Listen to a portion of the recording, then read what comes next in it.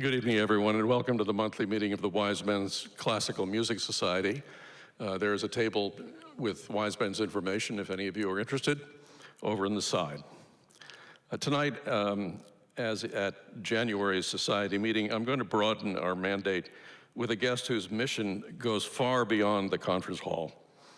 He's an artist at capturing and sharing the arts to transport his audience, and by so doing, he gives us all the chance to see more deeply into his subjects, whether it's a big cat on the Serengeti when he was at National Geographic, or for the sake of tonight's presentation, a performance at one of Lincoln Center's many stages. He makes the experience more intimate and perhaps even life-affirming. 5 years ago, he invited me to visit his life, and it was like getting the golden ticket. Tonight, I'm going to try to play it forward. Here's an exciting snapshot of all that is Lincoln Center.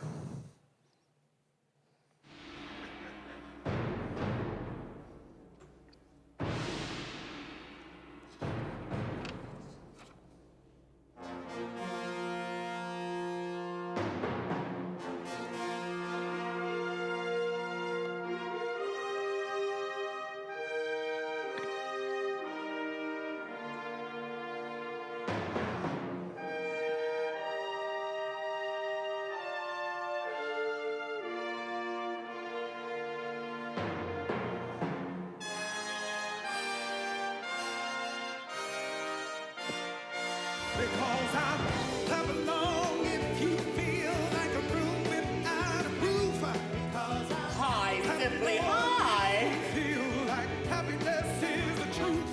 Oh yeah. Come along if you know what happiness means to you.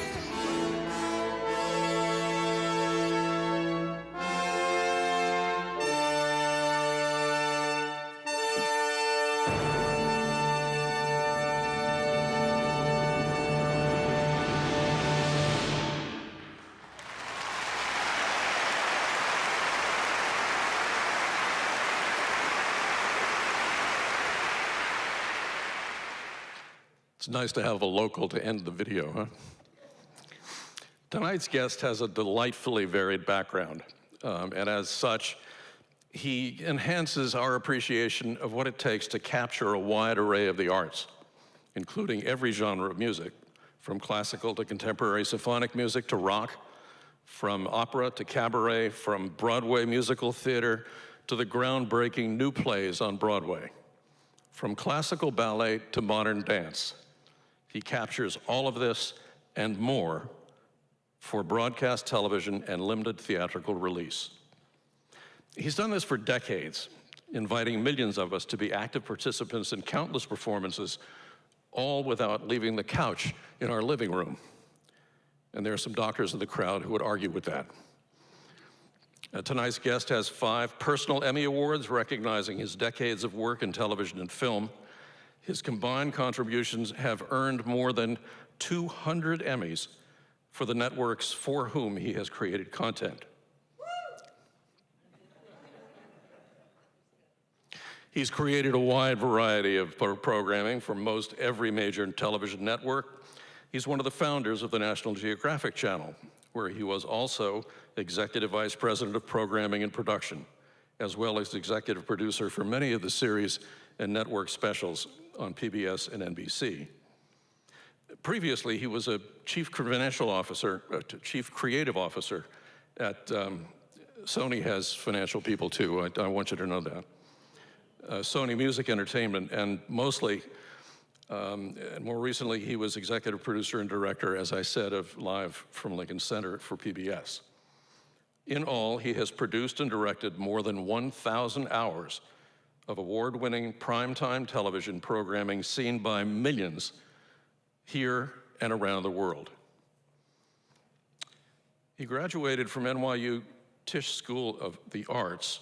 He's an occasional author, a playwright, a symphony and musical theater conductor, a television producer and director, a dedicated member of the Westport Library's Board of Trustees, and interestingly enough, one of the most generous professionals in the arts I've ever met. And tonight, he'll be our behind-the-scenes guide into the production of a variety of programming for broadcast. Brace yourself. Please welcome my friend, Andrew Wilk.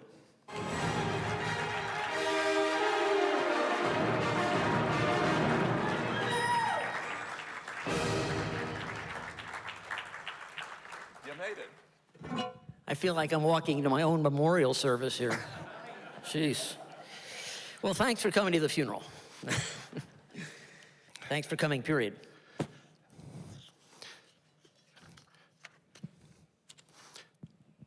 Andrew, I can't really welcome you to the library because in many ways this is your second home. For those of you who don't know, given his background, Andrew helped establish the now famous Verso Studios, a state-of-the-art facility for audio and visual production here at the library. And as many of you probably know, he continues to create many hours of content live for us here at the library. In many respects, Andrew's Rolodex, some of you might know what that is, becomes a source of entertainment and education for our entire town. Okay, so Andrew, I went to great lengths to shorten your biography, but it was really hard. Tell us how you became what I can only describe as a Renaissance man in music. Well, if I can remember right. So I was a student at NYU Tisch, and I think the year was 1976, 77, something like that. And I was a student getting my Bachelor of Fine Arts degree in film, television, and music. And I had one thing, though, that my classmates didn't have, and that was I could read a full conductor score, because I had conducted summer stock. And music was a really big thing for me because I couldn't make a career in medicine, right, Bob? You wouldn't want me on visitation. So my professor at the time, Roger Englander, who was a Connecticut resident who just passed away last year, he created the New York Philharmonic Young People's Concerts with Leonard Bernstein. And so if you remember, Bernstein used to have these concerts on Sunday afternoons. So he retired and he passed the series on to Michael Tilson Thomas. So Thomas was conducting the concerts at the time, and Roger Englander invited me to attend one of these concerts. So because I could read a full score, I had all the scores under my arm, and boy, did I look like a geek. But nevertheless, I traveled up to Lincoln Center at the time, where the concerts were taped. Little did I know I'd eventually be working there.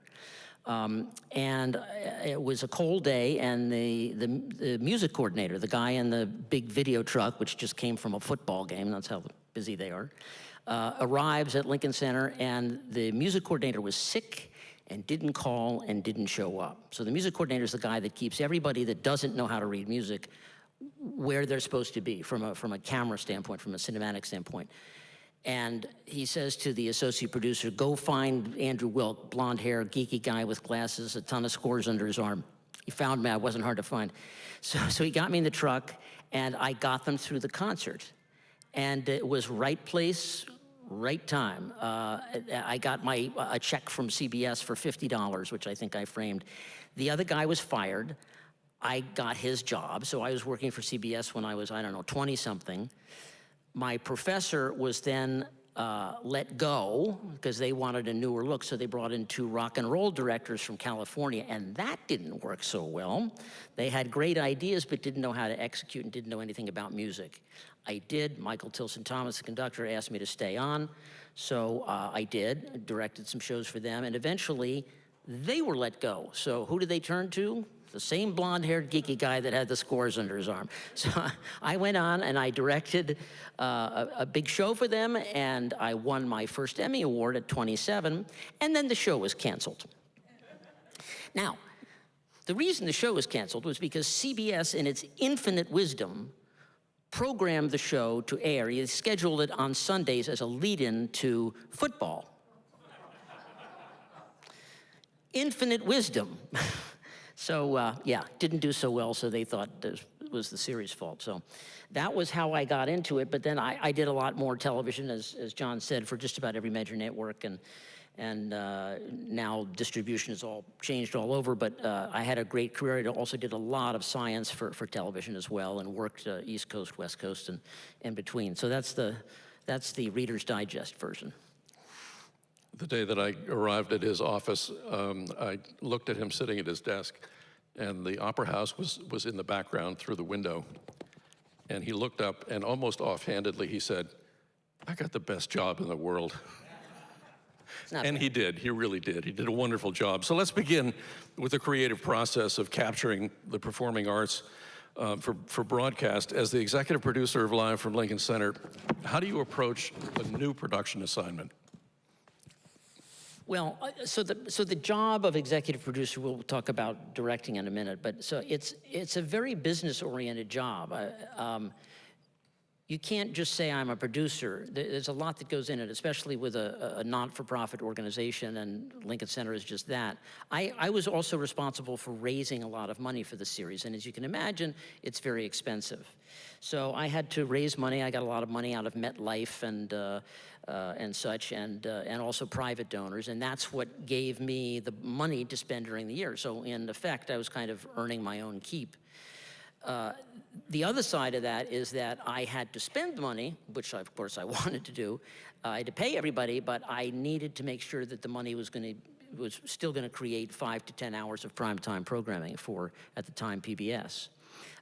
So managing that money, bringing the money in, managing the money, became, kind of job one all the time.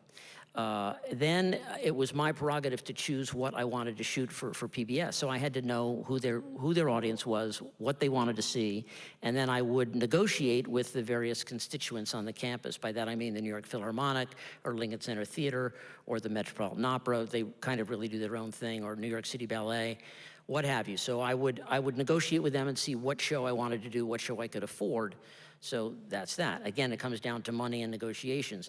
The other thing then is to find guest stars, so then I'm constantly negotiating with agents, managers, and lawyers.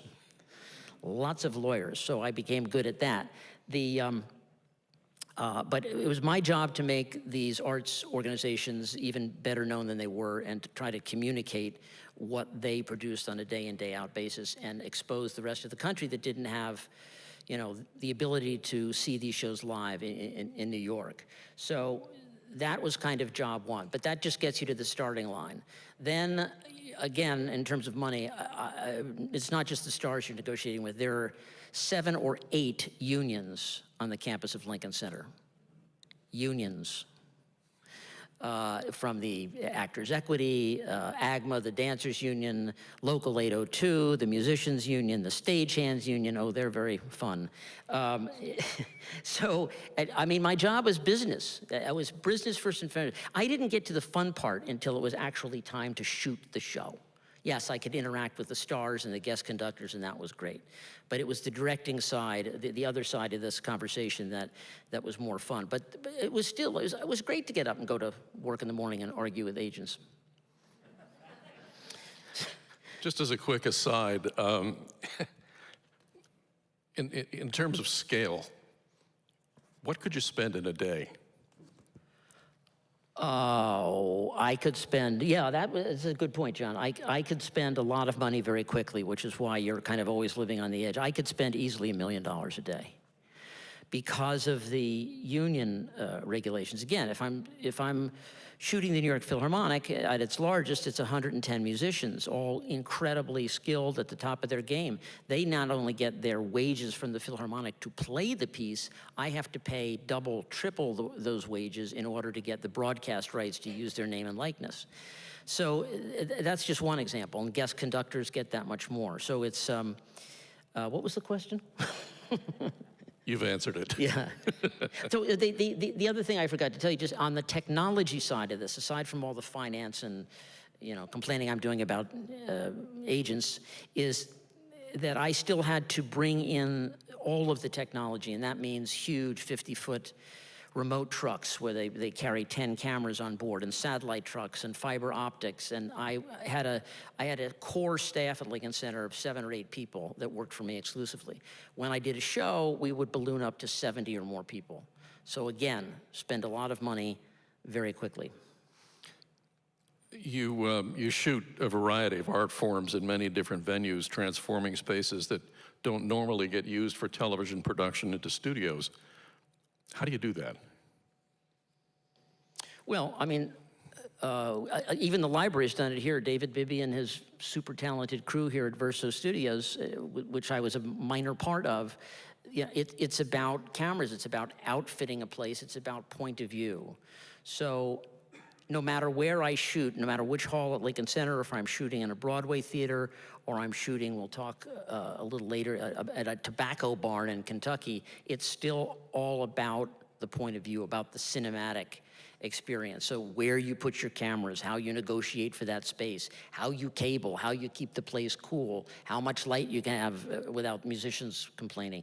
It's a negotiation, but those are the tools of the trade. You have to have all of that technology available in order to capture it correctly. And if I do my job well, and the people that work with me do their job well, you won't be aware of it. It'll just wash over you, any more than you're aware of watching a situation comedy and saying, oh, there's the close-up, oh, there's the two-shot, oh, there's the wide shot. It just happens. But it happens with me, but to the 10th power. I'll have 10 cameras. I think I did one of the things we'll show tonight is a special with Danny Elfman, the composer. I had 16 cameras. You have to be kind of ADD to do that. Very ADD, but so you have to have those points of view, and that's a commonality among all of these art forms, whether it's dance or music or cabaret or whatever. One of the toughest things that I've seen you do is go into a theater with a live production going on and capturing it. That would keep me up at night. Well, it kept me up at night. I'll bet. So, yeah, I think, what are we leading into here? The Nance or what? Yeah, Act One. Act One, okay, so yeah, let's talk about Act One. Act One is a play by James Lapine. It was about George S. Kaufman, very funny piece that Lapine wrote, and it was staged at the big stage at Lincoln Center Theater. It was a 2-story set. You know, stairways every place, different set pieces. It came down ramps into the audience. It starred Tony Shalhoub and Andrea Martin and a bunch of other folks. It was a wonderful show. And I decided that we wanted to shoot this. But because of the scope of the production, it was more like a major motion picture. The cameras everywhere, huge jibs over the audience. And it's difficult for an audience to sit there and have cameras flying over your head, literally. So the way to do it was to close the show, ask the audience to come for free, or know that they're going to have their vision interrupted by a jib, flying through. But in the case of spending all this money to capture a great show, I need what I need, right? So it's better to kind of negotiate for where you want to put things. But it's a big job, and it's all about trying to keep the peace, spend the money properly, and get a great asset. So. And deal with the egos of the actors. Oh, no, I don't have to worry about that ever, no. Well, should we look at a little of that? Yeah, let's look at a little bit of Act One from Lincoln Center Theater. I want you to take me to the theater. There's a matinee tomorrow at the El Hombre. I might just be outside waiting. The theater is not so much a profession as a disease. What are you typing? Act One, Scene One. How many plays have you written? 7 now. I love the theater! I don't. I loathe it. Good morning. Tell young author I will produce his play if George Kaufman likes and agrees to co-write and direct. Is he willing to work with George? He is intimidating as hell. Just put it down, Mary! Stop talking! Take your seats, you sons of bitches! The curtain's about to go up! That's Act One. I can't look at Tony Shalhoub without thinking about Monk. Yeah. Let's start with major categories of your work. You've done so much different thing, ensemble and solo music and large and small scale musical theater and drama and dance.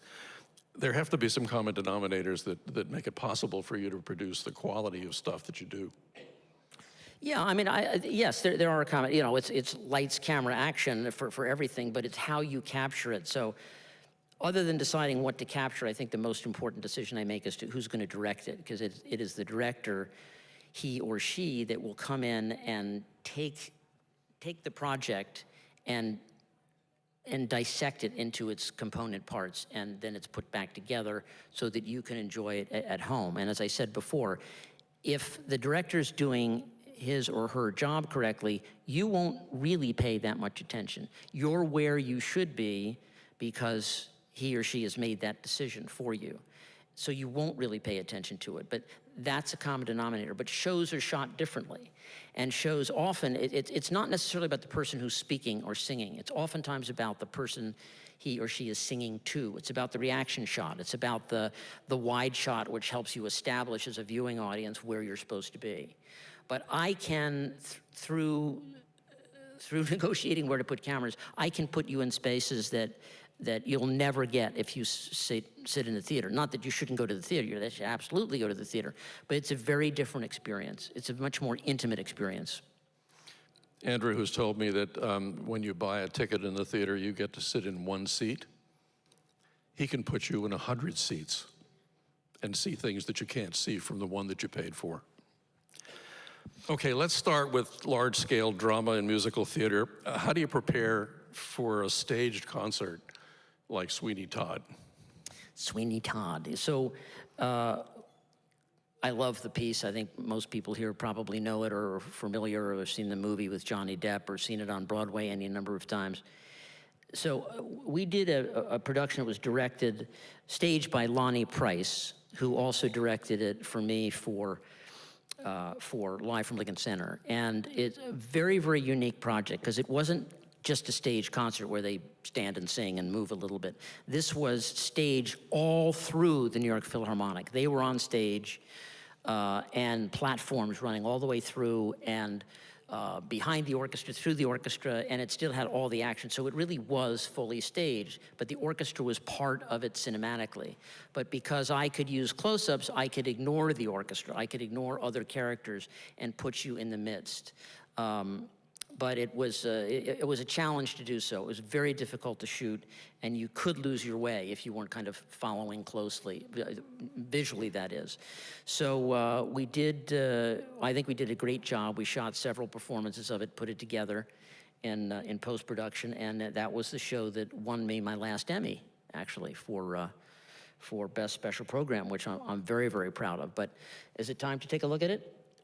I was going to ask you whether you wanted to tell them what Stephen Sondheim said. Oh, okay. So the show starred Emma Thompson, as I think I said, and Bryn Terfel, who's a very famous baritone tone from the Metropolitan Opera. So, you know, every famous actor, actress, singer, what have you, they want a certain amount of input, which is very understandable until you get to Stephen Sondheim. So at the end of Act One, they strike a pose, a very well-known pose, which I'm not going to try to imitate here, but Mrs. Lovett, played by Emma Thompson, holds a rolling pin over her head, and Sweeney, the demon barber of Fleet Street, who slits throats, is holding a big knife, and they strike a very well-known pose. It's on all the posters. And so at the end of Act One, during rehearsal, Stephen Sondheim is sitting in the third row, and they stopped everybody and said, Mr. Sondheim, they weren't foolish enough to call him Stephen, could we have an idea for the end pose? And they strike this pose, which was kind of odd looking. And they said, is that okay? And Mr. Sondheim looked up and said, I think not. We'll stick with what works. Stephen Sondheim. Let's look at it. Okay, so here's a look at Sweeney Todd. You can be a barber again.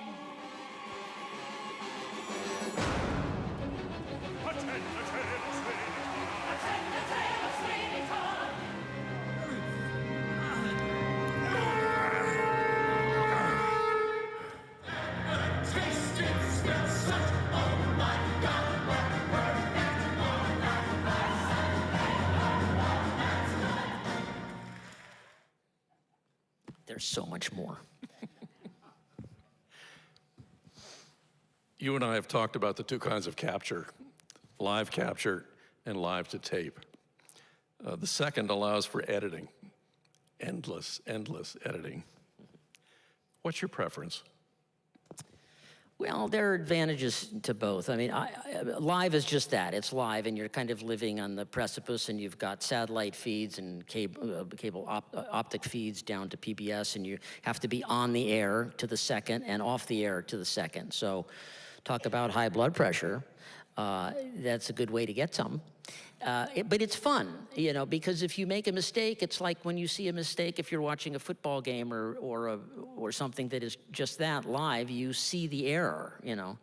Remember when NBC was doing all the musicals, you would see stuff that you shouldn't have seen, you know. And that's live.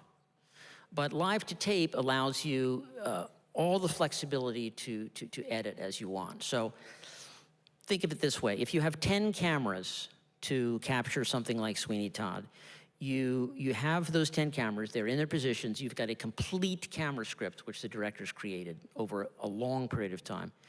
And sometimes it works out, sometimes it doesn't really work out the way you want it to. But we have the advent now, because technology is so far advanced and so much less expensive, I can isolate the feed from every camera. So instead of having 1 2-hour Sweeney Todd, I have 2 hours from every camera that's shooting.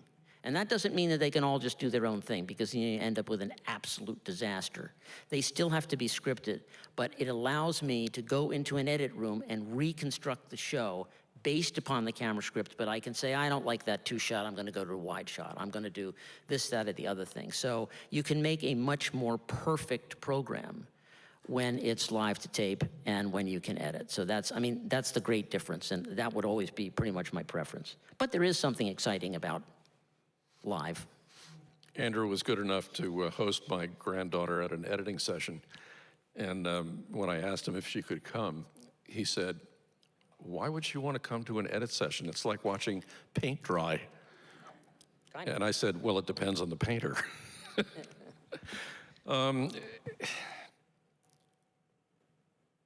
Capturing a performance must be a challenge, and the Nance is certainly all of that. How does PBS react to new works that might be controversial, that touch a nerve in the population?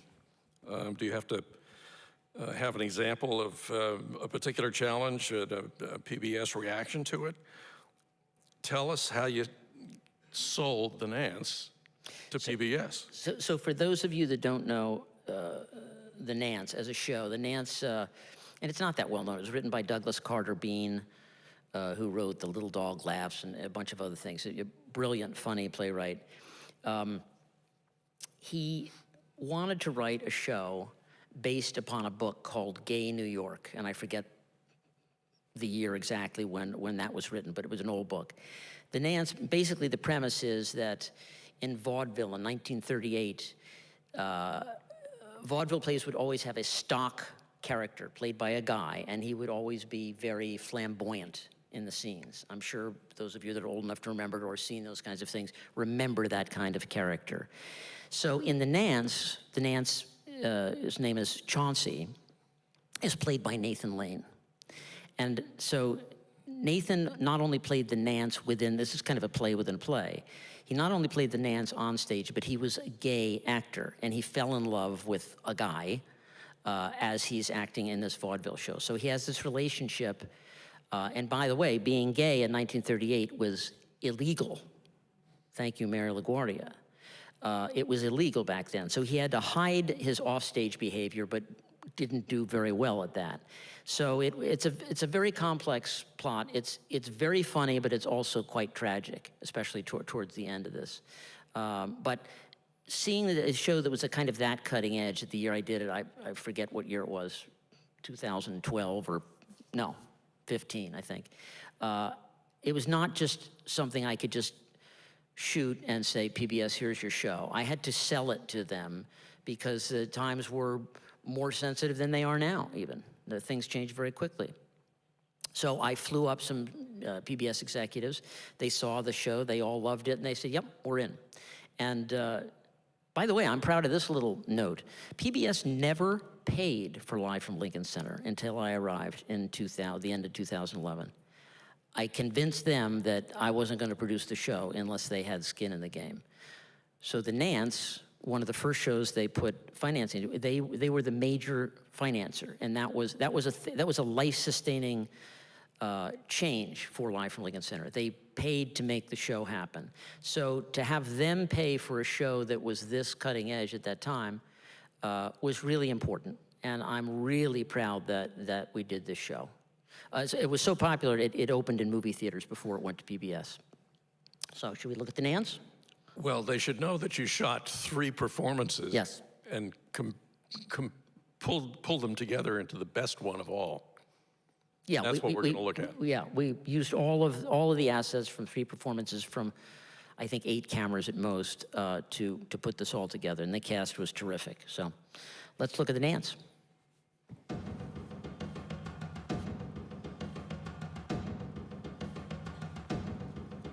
don't even know why I invited you here in the first place. Somehow it all comes floating back to me. What? Welcome to the Irving Place Theater. Hi, simply hi.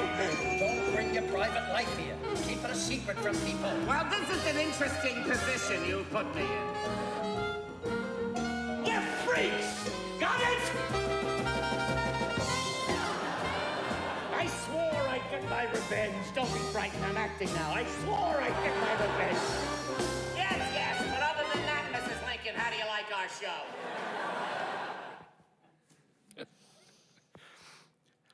You've produced in-house at Lincoln Center and conventional theaters. What happens when you literally take it on the road? How do you maintain the high production quality that Lincoln Center affords you?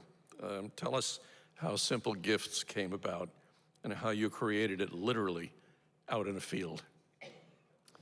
So Simple Gifts is we documented the Chamber Music Society of Lincoln Center, a wonderful, wonderful constituent organization.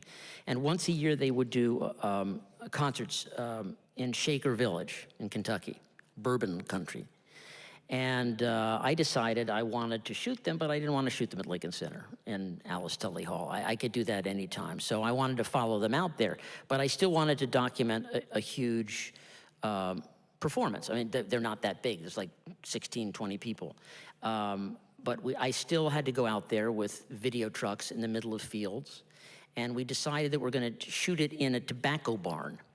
Tobacco barn, if you know anything about tobacco, is they have these big, open, kind of rustic slits in them so the air can get through to dry out the tobacco.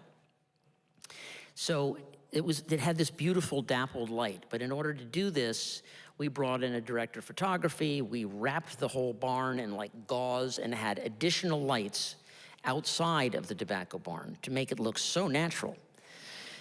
And it was July. Needless to say, it was not air conditioned. It was quite hot. And you had all the performers in tuxedos as well.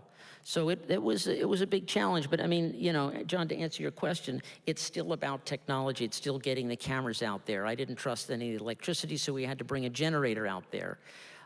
So we had a lot of cinematic toys, cameras on sleds. I had 2 crane cameras, one that had a telescoping arm. I got some great stills of that, but too late to show you. But you'll see a clip of what this looked like. And here's one little funny anecdote. So this was the first time I was able to use a drone to capture some of the beauty of these fields. And I thought I wanted a cool shot, a really cool defining shot. And they had all the patrons for the Chamber Music Society out there. And they set up this huge, long, like 200-foot table with all the patrons. They had a white tablecloth, but outside and friendly and wonderful. And I wanted this cool drone shot that was going to travel all along this table. And it was a challenge.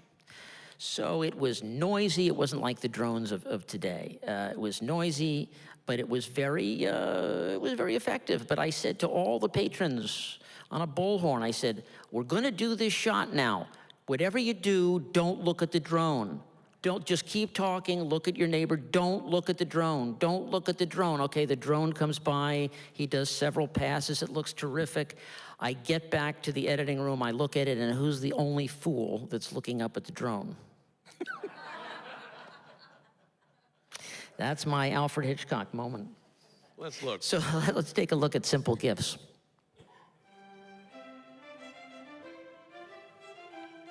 Music as the art form can transform you and take you to different places. This particular program in this Americana space is so important. The concert is very colorful, just like our country. It's an identity that we all share, and we treasure that.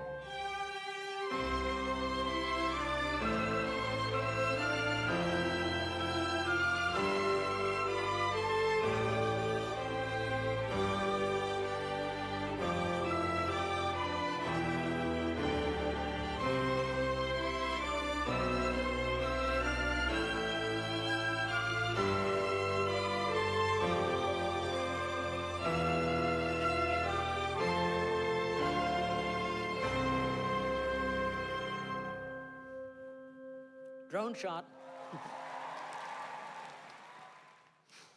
That music is very close to my heart. It's written by Aaron Copland, and it's Appalachian Spring, but the subtitle of the ballet was A Ballet for Martha. And when you study with Martha Graham, it's right inside of you. You can't get rid of it. Moving back into the theater, how about one-night stands? And that's not what I'm thinking of talking about here. It's something else. How do you approach that with maximum impact? And have you ever had a star performer who had a mishap that you had to fix? Oh, yes, often.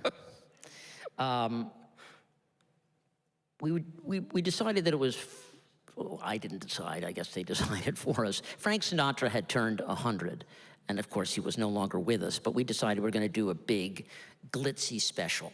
So I had an all-star cast with these amazing original arrangements and orchestrations played by the New York Philharmonic with a whole jazz section. And so it was miraculous background musically for this. And we had, let me see my list of greats here. We had Seth MacFarlane was the host from Family Guy, Bernadette Peters, Billy Porter, Christina Aguilera, many, many, many more people. But this was what we would call a one-day wonder. You either get it or you don't. So, and everybody just arrived. It was very, very complicated. But and Seth was the host, and he had a second Sinatra special in Las Vegas and a private jet waiting for him. He had to do the rehearsal with me in the morning, take the jet out, do that special, finish, take the jet back, and make it here in time for our live show the following day. So, where am I going here?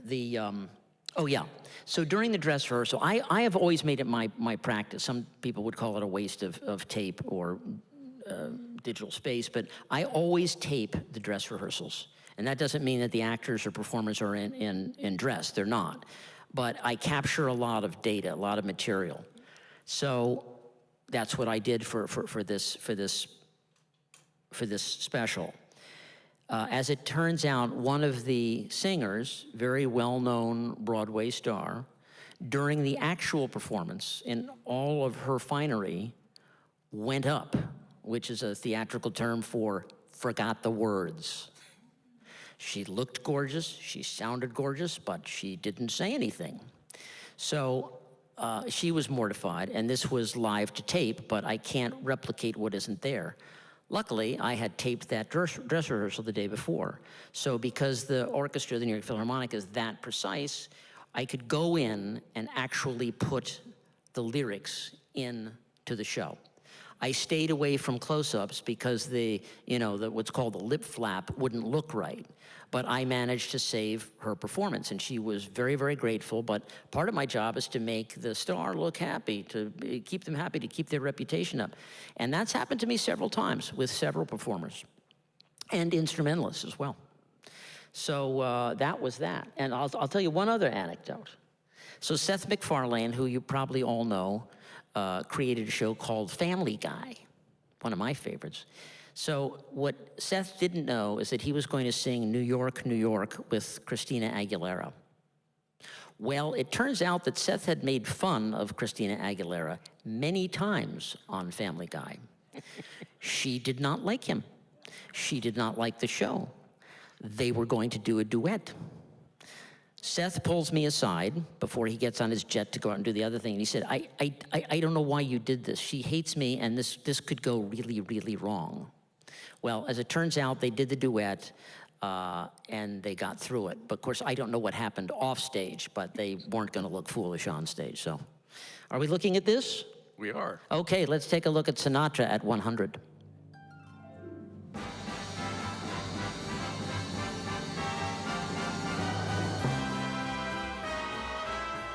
If Frank Sinatra were alive today, he would be just over 100 years old, making him one of PBS's younger viewers.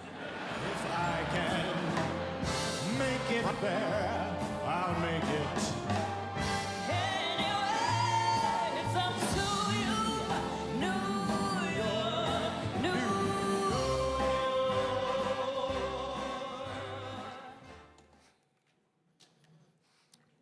That's a little bit of a Sinatra. I've often tried to find places where he's done that, where he's saved somebody, and there are a whole bunch of them. Capturing the arts for broadcast dramatically increases audience, as we are tonight capturing this broadcast with 17 cameras in this room. 17. Really? Yep. Oh, geez. I asked. It sounds like part of your mission is really to dramatically increase the audience.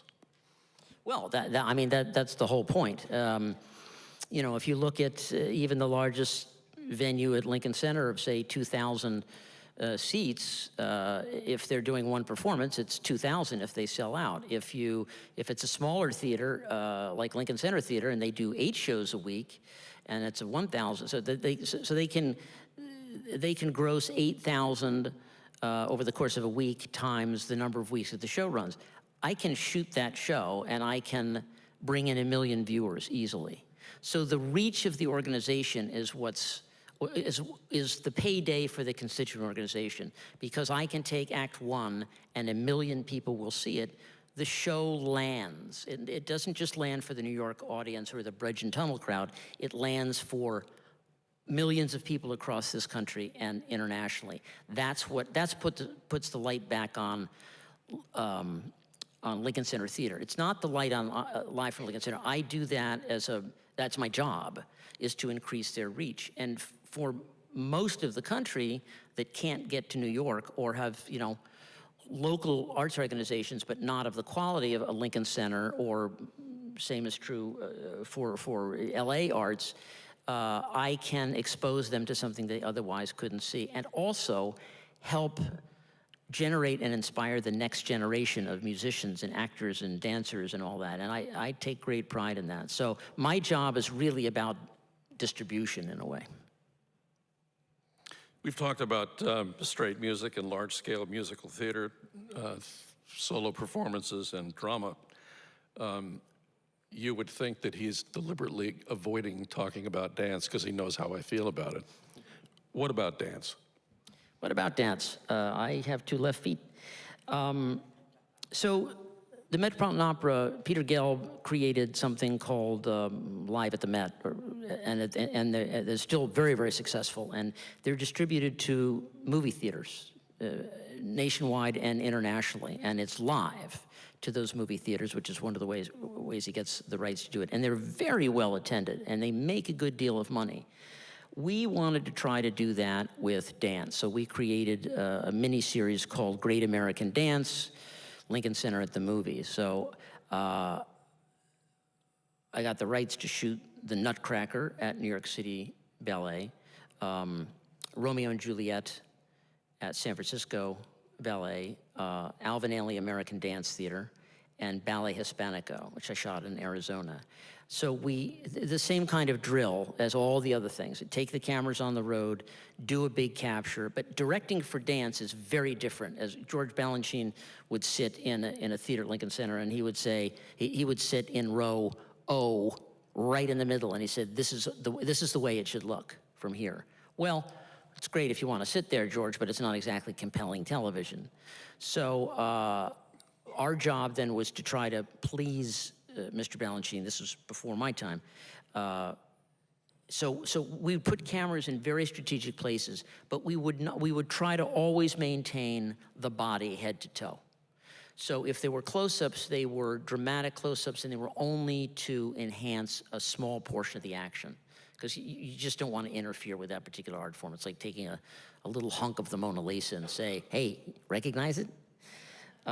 So that's what we did. We created this series, and the series went straight to cinemas.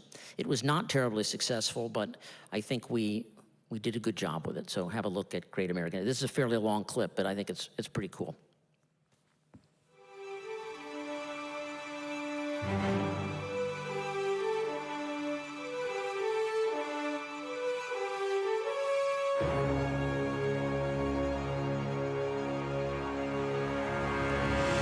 Ladies and gentlemen, this is your half-hour call. 30 minutes, please. The story of Shakespeare is timeless. It could be true today, anywhere in the world. It's about human beings, about human emotions.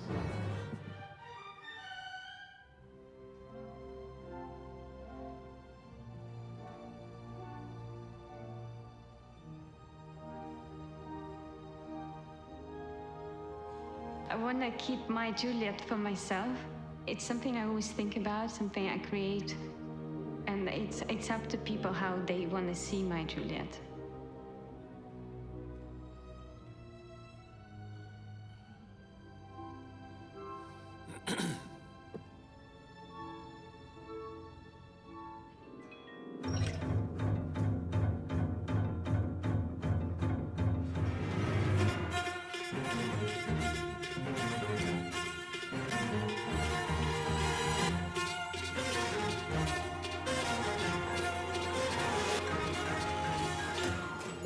Notion of expressing dance, music, song is to communicate. Dance comes from the people and should always be delivered back to the people.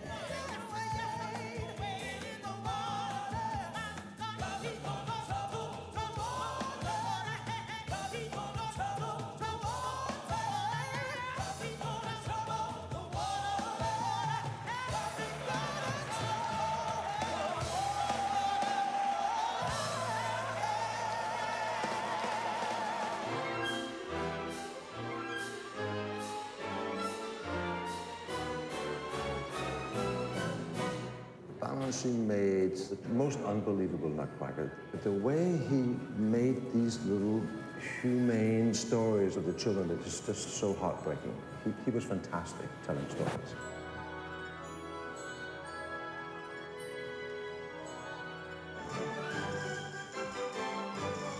When you really are on pace with the audience, it's kind of one of those neat synergies that happens. If you hear an ooh or an ah or a gasp, I think it reinforces the fact that you hit exactly what you're going for. And that's what we practice for every day as dancers.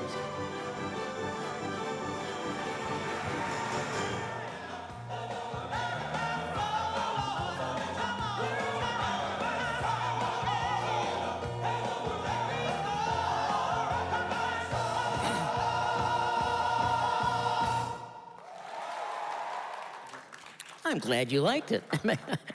I wish the movie audiences felt that way. All of these shows, though, did end up in PBS, so I'm very happy about that. It strikes me that Andrew's skill set lends itself to something that involves music and movement, and dance clearly is all of that. So let's get back to the difference between your producing hat and your directing hat. The audience needs to understand the lengths to which you go to make sure that all the bases are covered when you produce something. How do you do it? Well, producing, you know, the component parts, as I said early on, it's very, very much about the money and making every dollar count and justifying what you're spending and the audience reach. You know, I mean, if I spend $1 million on a show and I'm reaching 400,000 people, that's not terribly well received. If I spend $1 million on a show and I reach 2 million people, I'm a hero. But I can't effectively manage the audience size, because so much of that is about promotion. You know, there's production, distribution, and promotion. And usually, like in a major motion picture, if you have a $30 million motion picture, you have a $30 million marketing budget. That's just the way Hollywood works. We don't have that in arts programming. So you're really at the mercy of how PBS feels about it and how much airtime they're going to give it in outside press and PR. Do you want to talk about the difference between producing and directing? If you'd like to. Sure, why not? So producing, as I've said a couple times now, it's very, very much about the money. It's about the logistics. It's about the time commitment. It's about negotiating with actors and their agents and managers and unions. It's a very business-oriented job, but at the end of the day, you're also responsible for the final show and its quality and its ratings and coming in on budget, on time.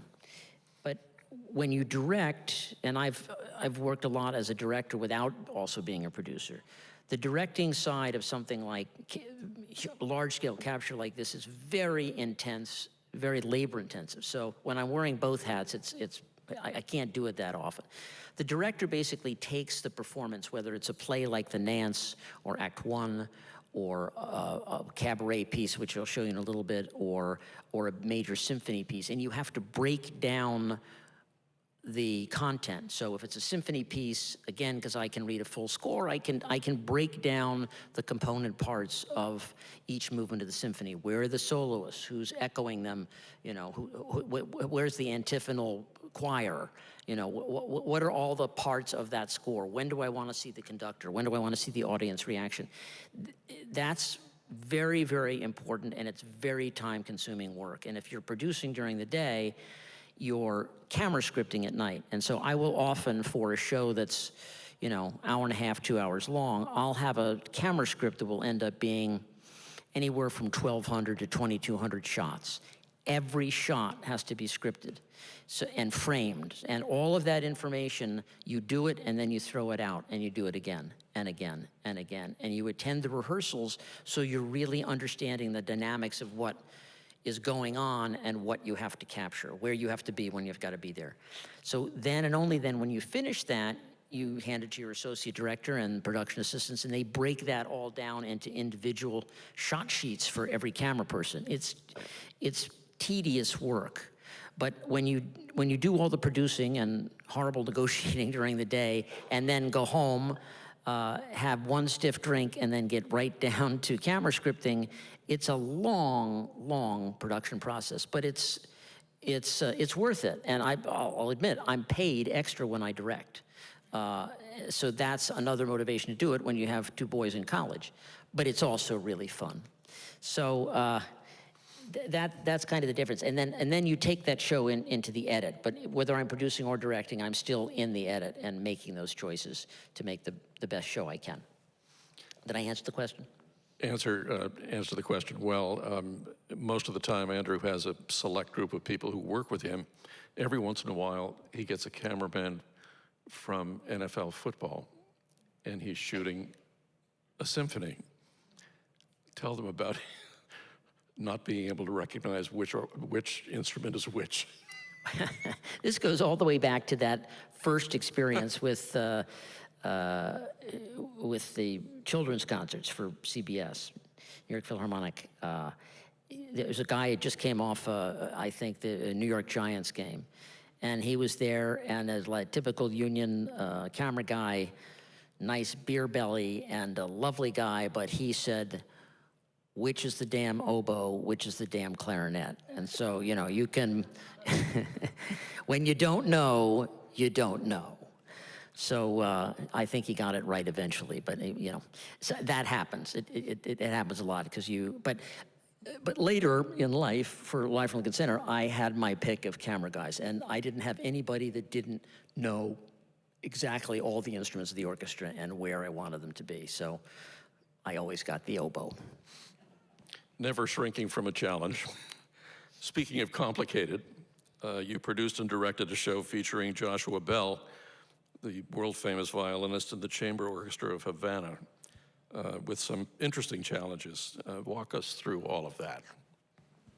In 2016, President Barack Obama reestablished relations with Cuba, as you probably remember, which Donald Trump undid. I'll leave that there. But one of the things he wanted to do was to cement a relationship between the two countries, and he did that by an exchange of the arts. So he asked Josh Bell to travel to Cuba to sit in with the Havana Chamber Orchestra, wonderful young group, and bring some of his friends. So he brought down Smokey Robinson, he brought down Dave Matthews. It was a really fun cultural exchange. The Lincoln Center Board of Directors was also invited down, so they took a plane down, and I said, well, you know what, I'm gonna send a documentary crew along with them, just in case. So we got a lot of good footage, and I was so inspired by this, and Joshua Bell was more inspired than I was. He wanted to replicate this concert at Lincoln Center. So we did just that. I didn't have the money for this show. I had to go raise it. Board members kicked in. I convinced American Airlines to give me a jet and fly the entire orchestra up. We arranged through our business affairs department to get everybody a visa. We got them on the plane, and we had to make sure we got them back on the plane, which we did. They came up, and we had a terrific, all over again, another cultural exchange. And Dave Matthews flew in on his jet with 25 different guitars. Terrific guy. I was telling Bob Altbaum before this. He's just a tremendously generous musician and fellow. His one fun passion was that it was like a professional mixologist. He would bring his bar with him. He set it up backstage. I don't think he drank, actually, or if he did, very little. He would serve everybody their favorite beverages after we finished shooting, of course. But it was a really wonderful taping, and we had a lot of good time, and I had all that documentary footage. So we created a show called Seasons of Cuba. And what are we doing now, John? We're going into what it's like? Yes. You're gonna shoot. Okay, so this again, this was a very complex piece. So you know kind of what it is to do the producing job and also the directing job. We have some behind the scenes footage which may be of interest to you, and if not, okay. Take a look at this. It starts with my meeting the orchestra and seeing Josh, who I've worked with many times, again, and then it switches the following day to the on-camera rehearsal on stage. Dave Matthews joins us, and we're putting this thing together madly, you know, sets, lights, cameras at the Rose Theater at Lincoln Center. And then you'll see me, because I'm also directing this show, crazy. I put on a suit, I warm up the audience a little bit, and then I run down the hall into the control room, and we're off to the races. So then you'll see a little promo of what the show actually looked like. But here's a day in my life. Looking clueless as usual.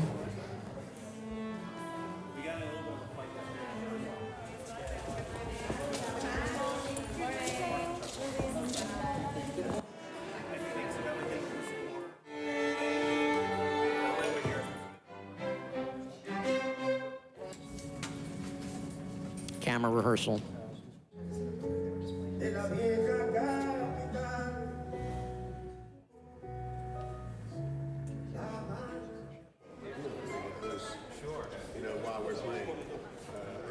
They might do it without interrupting anything. Good evening. Please, if you have a cell phone, please turn it off, not just to stun. And 6.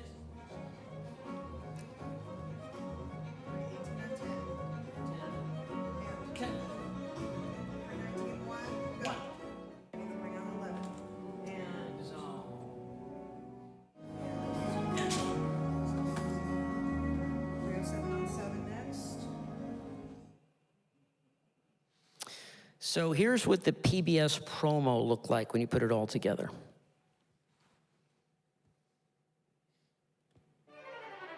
Violinist Joshua Bell stretches his bow across the diplomatic divide to bring us a taste of Cuban music and culture. Featuring the celebrated Chamber Orchestra of Havana, Dave Matthews,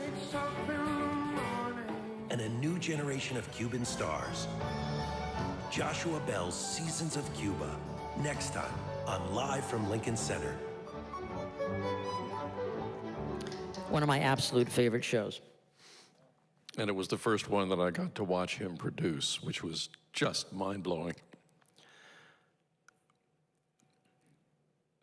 The Broadway musical drama Falsettos presented some unique challenges, again, where life imitated art. The revival was staged at the Walter Kerr Theater on Broadway, and you had to enter a running show, cast, crew, and all, and make television out of it. How did you do that?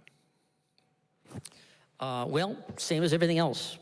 Lights, camera, action. But in the case of Falsettos, the set was very Spartan. It was a giant blue box that could be taken apart and reassembled in any fashion. So it could create an apartment, it could create a hospital room, it could create a psychiatrist's office. So let me take a step back though. Falsettos, in case you don't know, the play is written by William Finn and James Lapine, a score by Bill Finn. And it was always very popular, but sort of a quirky piece. It's about the dawn of the AIDS epidemic. And basic plot is the wife, played by Stephanie J. Block, who I had over here at the Playhouse when I put together the Malloy lecture before I joined the board. And I had the authors as well. So Stephanie's married to an actor's name is Christian Borle. You've undoubtedly seen him in many things. He decides that he's going to come out to his wife and that his lover is going to move in with them. Meanwhile, they're trying to prepare their 13-year-old son for his bar mitzvah. Just a typical American family. And then that's kind of the end of Act 1. Act 2, Andrew Rannells, who plays the role of the lover, whose name is Whizzer, suddenly collapses playing racquetball. Lo and behold, he's got AIDS, which they don't even know is AIDS at that point. So the play takes a very tragic and sad turn. It ends with Christian Borle, the husband, now lover of Andrew Rannells, being in a hospital bed, watching his lover die. But it kind of comes full circle because the little boy has his, not so little boy, has his bar mitzvah in the hospital room, followed by a scene, a very touching scene in the graveyard of Whizzer. So it's an amazing show with emotions all over the place, and to capture it was a challenge because of the lack of a set. So it's really all about the dynamics between the actors. It's really an actor's piece, and that's where I had to be, because the wide shots really didn't pay off. So I could be, again, I can be where you can't be. I can be in the hospital bed with Christian Borle and Andrew Rannells at the end when he's dying. I can be in the graveyard on the top of the tombstone as he puts a rock on it.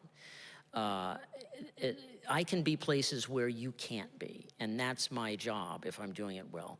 So in that piece, it wasn't like the scope of doing Showboat. It was the intimacy.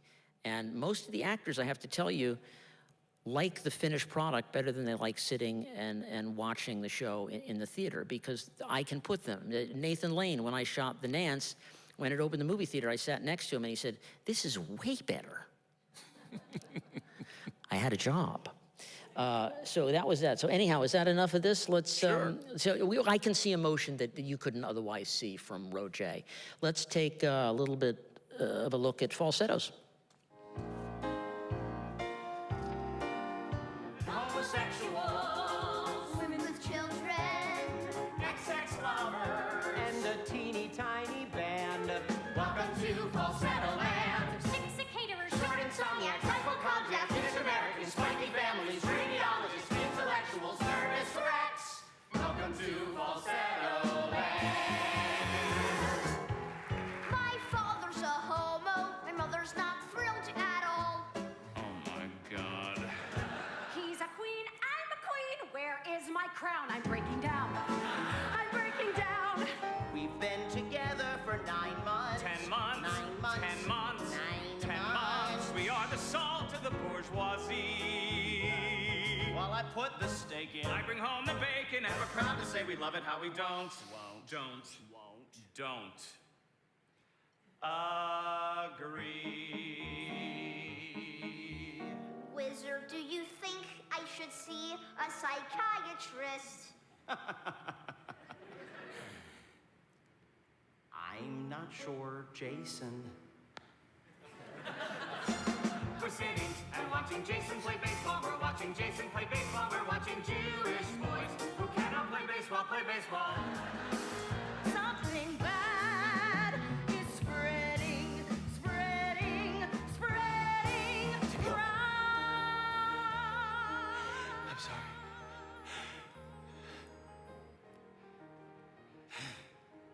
Do you know all I want is you? Anything you do is all right. Yes, it's all right. Everything will be all right. Everything will be all right for the rest of your life. Feel all right for the rest of your life. Feel all right for the rest of your life. Feel all right. Feel all right. Feel all right for the rest of your life. Feel all right for the rest of your life. Feel all right for the rest of your life. Everything will be all right.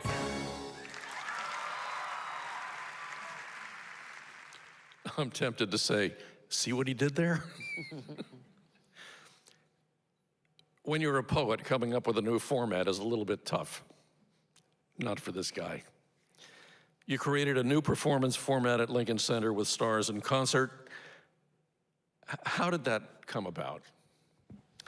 Well, so as I said early on, I have kind of the right to shoot any show that's on one of the Lincoln Center stages from any of the constituents, assuming that they had something that I wanted to shoot, something that PBS also wanted to air, and that we had the money and such to do it. There were times when there just wasn't enough that would check all those boxes. So I decided that I was going to create a kind of a very upscale cabaret show that took place at Jazz at Lincoln Center in that beautiful venue that overlooks Central Park. And so what I did, and I needed to create economy of scale because I also had to save money. So I offered 3 young Broadway stars, and I did this several years in a row, each an hour, 1 hour, not 2, 1 hour of primetime television that I would produce for them, and for some of these also direct. And I would rehearse all 3 shows at the same time in different rooms, and I would shoot all 3 shows in 1 week. We would load in all the technology on Sunday. We would shoot the first show Monday, second Tuesday, third show Wednesday. Each star got 2 bites at the apple. They had a 7:30 show, clear out the audience, and a 9:30 show. So we did 3 of these in a row. You can imagine how exhausting that is. But I was able to do those shows for about $400,000 a piece, as opposed to $1 million for. So it became great economy of scale. They did well. And then I also had the ability, I talked about promotion before, to air those shows on consecutive Fridays. So it became a very effective marketing tool to promote from one show to the next to the next. So it became a great success in that sense. So so we call it Stars in Concert. And this features Leslie Odom, Stephanie J. Block, Sutton Foster, and Andrew Rannells, the same actor you saw as Whizzer in Falsettos. Have a look. Ladies and gentlemen, please welcome Leslie Odom Jr., Sutton Foster, Stephanie J. Block, Andrew Rannells. I think we're gonna have fun. And if not, it's only an hour.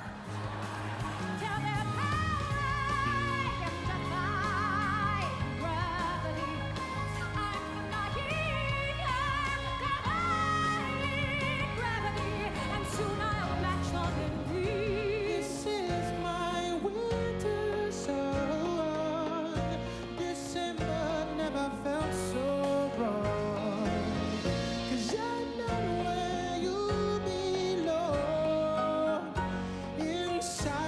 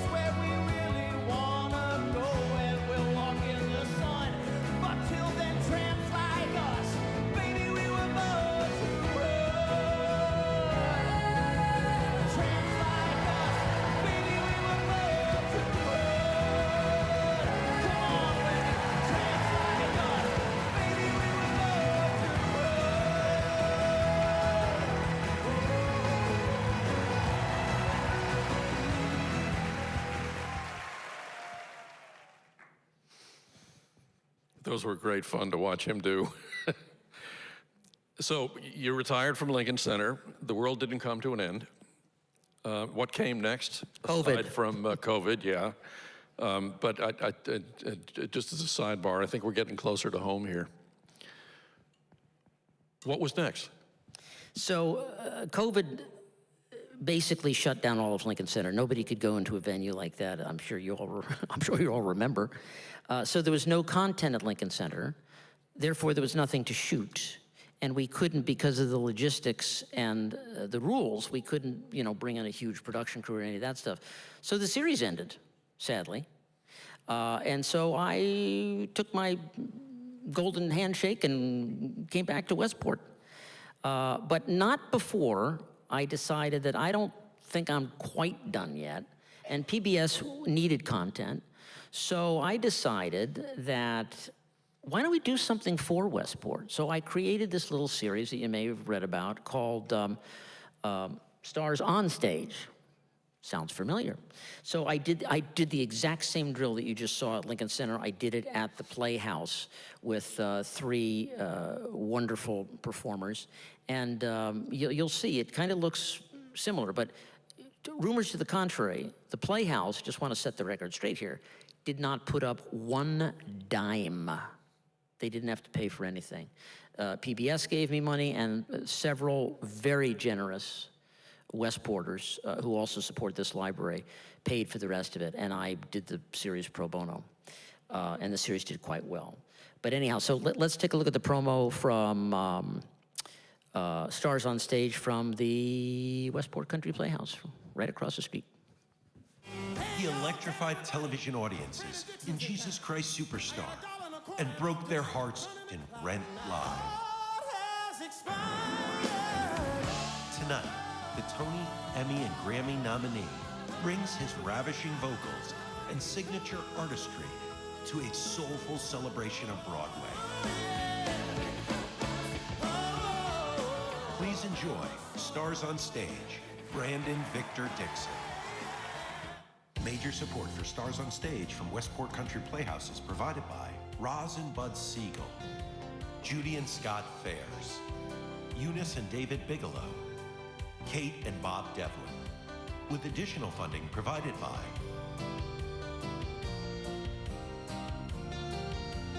and by contributions to your PBS station from viewers like you. Thank you.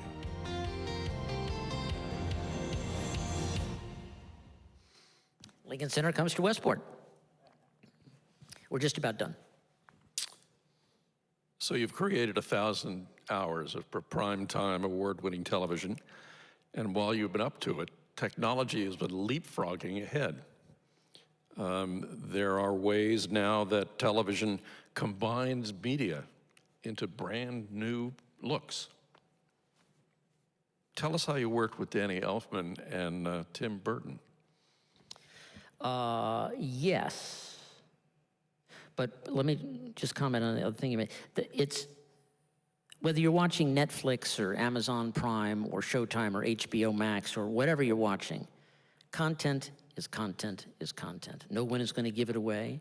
And there's more stuff to watch as a consumer now than there has ever been, and it's brilliant. And the broadcast audience has gone from 95% to 75% to 50%, and now it's not even 25% of the entire viewing audience. Even though they're still making, huge money in advertising, the attention for your eyeballs is really extreme. That's the biggest change, and that will continue to change. And I have got my guess as to where it's going, but who knows? So, to your second part, there was Danny Elfman had a show that was running on a limited tour. Danny Elfman's music from the films of Tim Burton. And Danny is the composer that wrote most every score for the Tim Burton films. He's an amazing composer, arranger, great artistry, does not read music. But we know people like that, right? So there you go.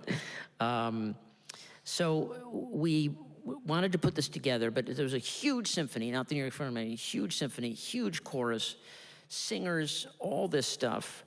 but it wasn't enough to really make a television special. So I needed to get the rights to the Tim Burton films. I needed to get the rights to many of the actors that were in those films. So it became this kind of amalgam of documentary filmmaking, of music capture, and also because Tim Burton is so inventive with the animation that runs through his films, I needed to get permission to use that and somehow integrate it into the live show to make it interesting. The New York Times loved this show. They kind of called it a new art form. I don't know about that, but I think it's interesting. So we have that, and that segues to two very short pieces that I also directed. So there's Danny Elfman, which I directed and of course produced. What else we have in there? There's Showboat. Long Long. And there's Long Long. That's another show that was like Seasons of Cuba with the host of guest stars. So take a look at this last clip.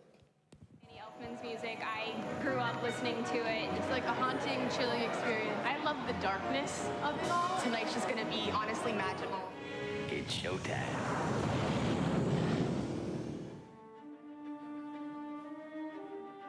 Emotion, the reaction, surprise. Danny knows how to get there. He set the bar very high, and he's continued to raise the bar. Tim's psyche is a particularly interesting and colorful place. He's given me some extremely open, large canvases with which to create these ideas of mine.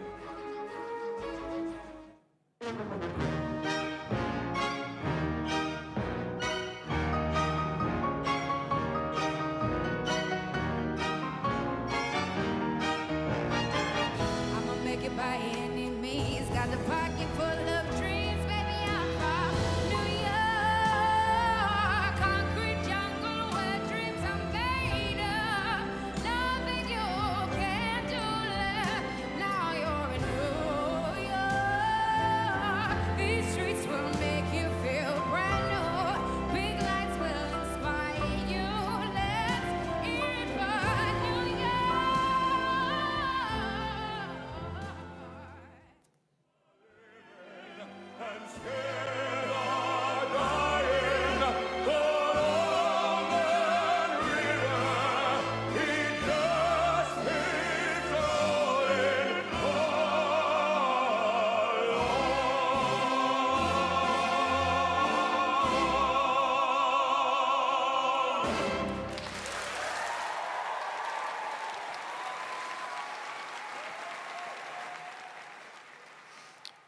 He just keeps rolling along.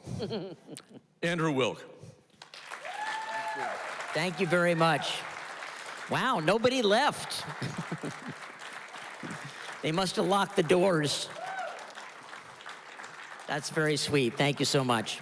You know, I've presented a lot of things here at the library, from Bob Ballard, who found the Titanic, to our wonderful medical series with Dr. Bob Altbaum, who's nice enough to come tonight and lend his support. He's taking everybody's blood pressure after this.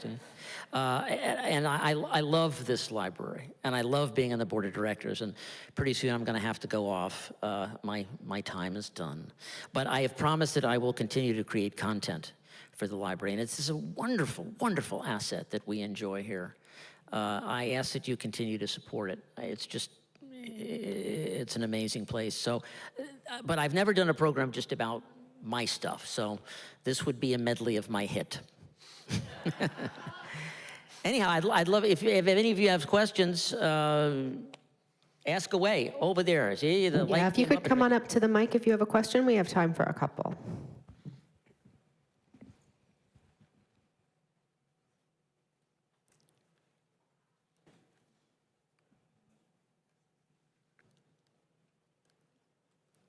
No questions.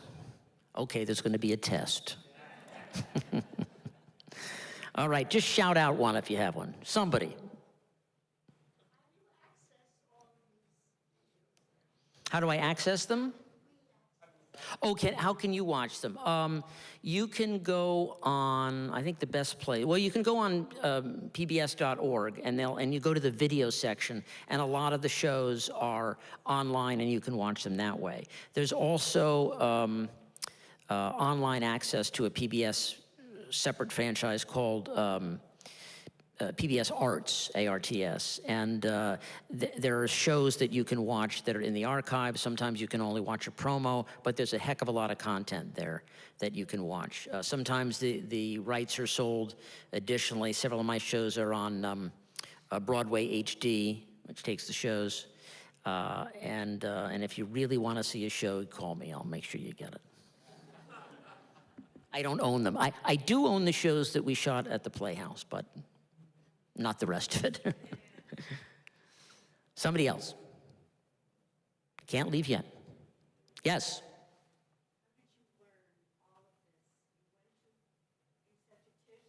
Yes.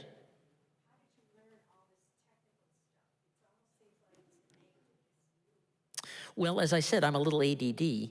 That helps. Honestly, it's kind of baptism by fire. You know, you get in with the right folks, and if you're nice, they'll give you an opportunity. And, you know, you fall down and you get back up, and sometimes you get a good job, and sometimes you don't. I've been very fortunate. I've been in this business just about 50 years, and I have never stopped working.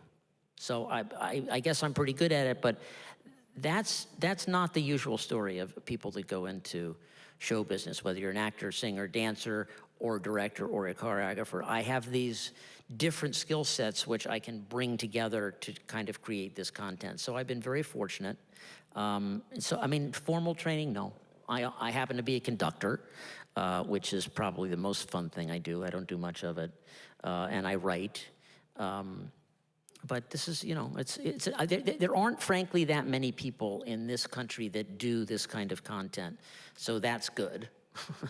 A little bit less competition. But it's, you know, it's an unusual skill set, and not, you know, not major motion picture dollars, but put bread on the table. Anybody? One of the things that Andrew has done in helping to design Verso Studios is he's given the next generation of young people, and not so young people, a chance to experiment in new areas. So if you'd like to come and record something, whether it's music or poetry or whatever, the facility is here. And he designed it so that it's flexible, it's easy to use, and you can train on it very easily.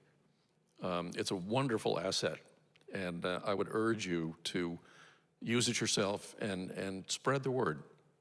Learning is a full-time job. I wouldn't say I designed it. I like to think that I had some input and such, but I mean, it really is a wonderful facility. And you know, you walk into that wonderful control room over there where David Bibby is helming things.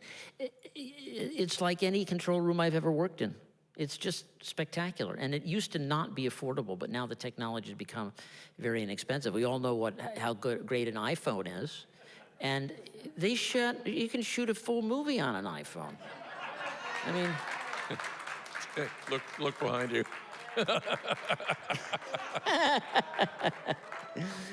Oh, wow, okay. That's not the menagerie, that's the control room.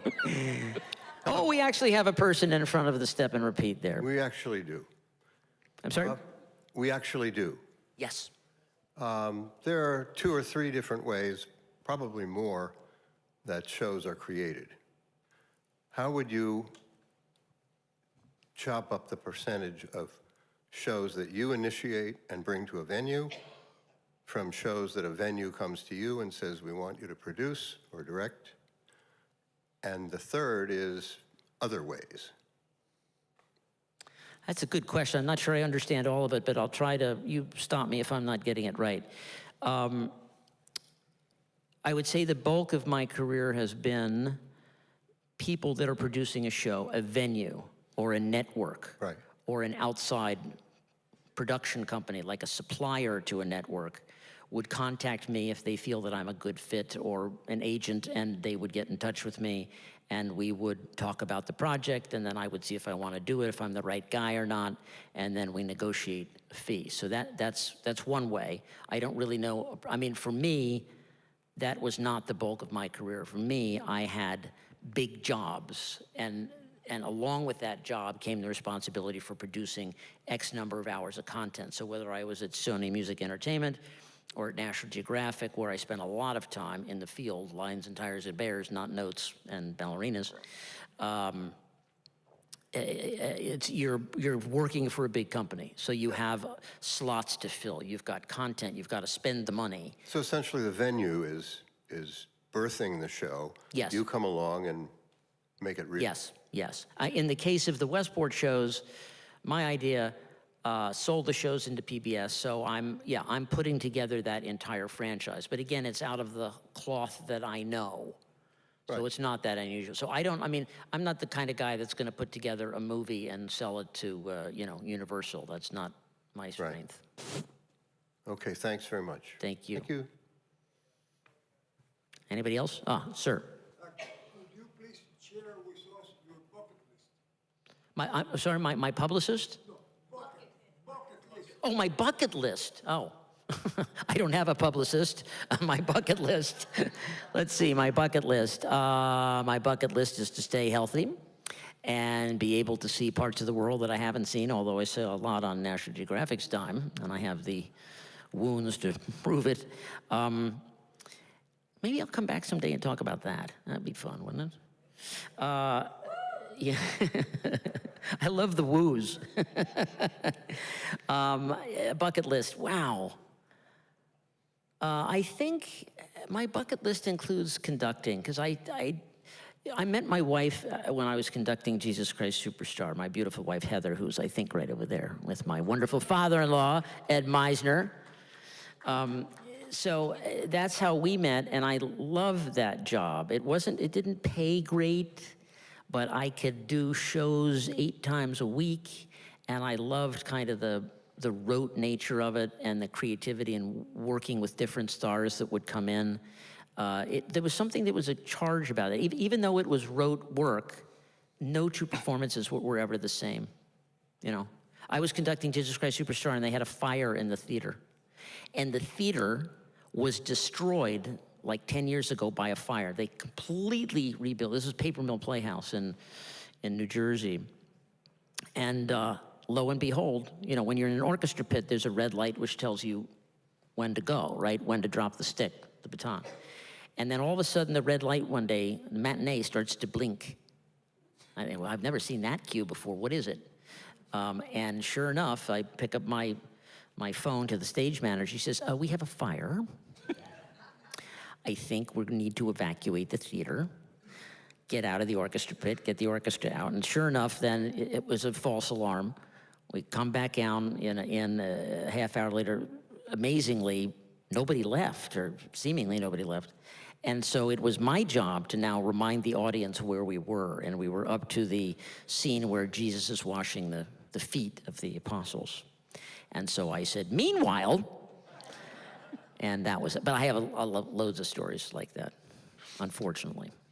We're getting to the meanwhile point in the evening where we have to say goodnight. We could go on for hours. This man is a fount of anecdotes. Please, thank you for coming. Thank you, Andrew. Thank you, library, and good night. Thank you, John. Thank you all.